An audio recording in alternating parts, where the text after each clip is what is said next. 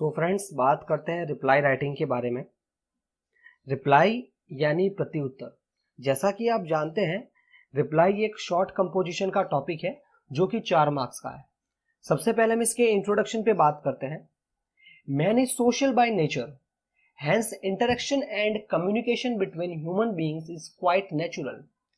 मनुष्य स्वभाव से सामाजिक है, इसलिए मनुष्य के बीच परस्पर संवाद और मेल मुलाकात काफी स्वाभाविक होता है। इस टॉपिक में हम 2 चीजों के बारे में पढ़ेंगे। एक तो है इनविटेशन और दूसरा है रिप्लाई।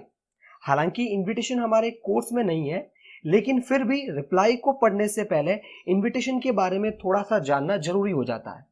तो हम यहाँ पर इनविटेशन की डेफिनेशन पढ़ते हैं। An invitation is a request to someone to attend any occasion. किसी व्यक्ति को किसी कार्यक्रम पर उपस्थित होने के लिए अनुरोध करना निमंत्रण कहलाता है। यानी किसी भी व्यक्ति को किसी कार्यक्रम पर बुलाना आपके आमंत्रण कहलाता है। इसी के आगे हम पढ़ते हैं, reply is the written answer of the invitation. Reply आमंत्रण का ही लिखित उत्तर है।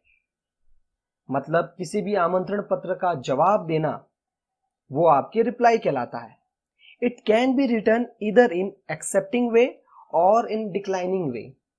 इसे या तो स्वीकार करने के तरीके में लिखा जाता है या मना करते हुए तरीके से लिखा जाता है।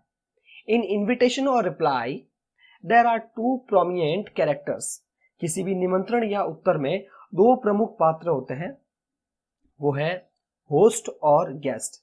होस्ट यानी मेजबान और गेस्ट यानी मेहमान। Thus, answer of any invitation by guest to host is known as reply. इस प्रकार अतिथि के द्वारा किसी भी आमंत्रण के उत्तर को रिप्लाई के रूप में जाना जाता है। यानी मेहमान के द्वारा मेजबान को आमंत्रण पत्र का जवाब देना रिप्लाई कहलाता है। इससे पहले हमने ये पढ़ा था कि मेजबान के द्वारा मेहमान को अपने घर पर किसी कार्यक्रम पर बुलाना आमंत्रण कहलाता है, और वापस इसका उल्टा हो जाता है कि मेहमान के द्वारा मेजबान को किसी भी आमंत्रण पत्र का जवाब देना रिप्लाई कहलाता है। आगे हम ये देखते हैं कि there are 2 types of reply. Reply के 2 प्रकार हैं, फॉर्मल एंड इनफॉर्मल, औपचारिक और अनौपचारिक। It can be written in either in card style और इन लेटर स्टाइल। या तो इनको कार्ड शैली में लिखा जा सकता है या इसे पत्र शैली में लिखा जा सकता है। मतलब कहने का ये हुआ कि फॉर्मल रिप्लाई जो है वो कार्ड की तरह लिखे जाते हैं और इनफॉर्मल रिप्लाई जो है वो आपके पत्र शैली से लिखे जाते हैं। It is meant for accepting an invitation और to show inability to attend it. यह किसी आमंत्रण को स्वीकार करने या इसमें भाग लेने में असमर्थता दिखाने के लिए है। तो सबसे पहले बात करते हैं फ्रेंड्स फॉर्मल रिप्लाई के बारे में। तो हमने यहाँ पर सबसे पहले कैरेक्टरिस्टिक्स ऑफ फॉर्मल रिप्लाई लिखी है, मतलब औपचारिक रिप्लाई की चारित्रिक विशेषताएं। तो सबसे पहला पॉइंट इसमें हम देखते हैं, एक्नॉलेज द इन्विटेशन। यानी आपने कौन कौन से पॉइंट्स को एक फॉर्मल रिप्लाई में शामिल करना है। तो उसमें सबसे पहला पॉइंट आया कि निमंत्रण को स्वीकार करें। निमंत्रण देने के लिए मेजबान को धन्यवाद दें। Express thanks in third person, और आप धन्यवाद व्यक्त जो करेंगे रिप्लाई में थर्ड पर्सन में, मतलब ही, शी या दे के रूप में आप धन्यवाद करेंगे। मेंशन एक्सेप्टेंस और रिग्रेट, स्वीकृति या अस्वीकृति उल्लेख करें। यानी या तो आप आमंत्रण को स्वीकार कर रहे हैं या मना कर रहे हैं। Specify the reason for refusal, और अगर मना कर रहे हैं तो मना करने का कारण स्पष्ट करें। बी ब्रीफ एंड स्पेसिफिक, संक्षिप्त और विशिष्ट हो। मतलब आपकी यहाँ पे भाषा की बात कर रहे हैं, जो भाषा है वो संक्षिप्त होनी चाहिए और विशिष्ट होनी चाहिए। लास्ट पॉइंट है कि बी फॉर्मल इन टोन, यानी स्वर में औपचारिक होना चाहिए। मतलब जो आप फॉर्मल रिप्लाई लिख रहे हो उसमें औपचारिक भाषा का प्रयोग करें, अनौपचारिक भाषा का प्रयोग नहीं करना है। बात करते हैं अब कैरेक्टरिस्टिक्स ऑफ इनफॉर्मल रिप्लाई, यानी इनफॉर्मल रिप्लाई की चारित्रिक विशेषताएं।